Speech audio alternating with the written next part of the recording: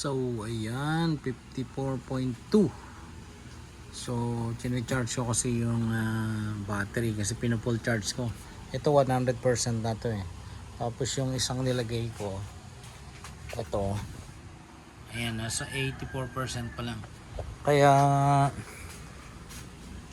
yung naging isang yun lang muna ang kinonek ko. Kaya ito tinanggal ko muna kasi naka 100% na.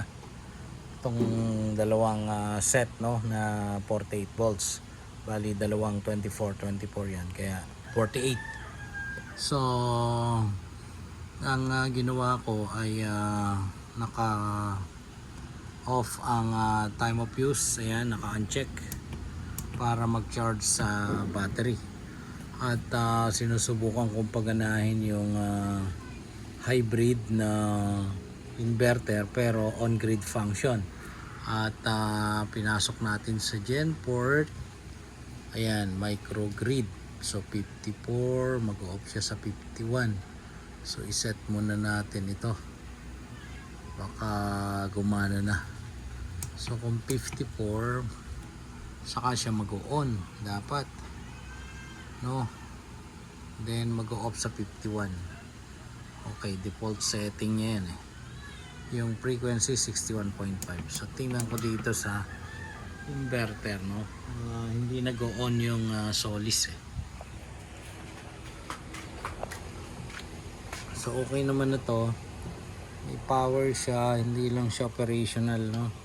Tingnan natin yung PB. So isang PB lang yan, pero itong 142 volts pasok naman yan sa minimum startup voltage kasi nasa 90 volts lang yan eh, no? Ang minimum niya 90 to 435. So isa lang yung pinapagana ko at naka-grid yan, grid. So ayan, medyo mahina pa. So sige, tingnan ko pa kung paano natin mapapaandar ito. So hybrid pero on grid ang function, magiging source ng micro inverter papunta sa hybrid na DE. So okay naman na, connected na yan. At kung titignan natin, ayan, meron ng 3 watts. Ayan, meron na ring 230 volts eh. So okay naman frequency. So hindi lang nag-on yung Solis. So check ko muna.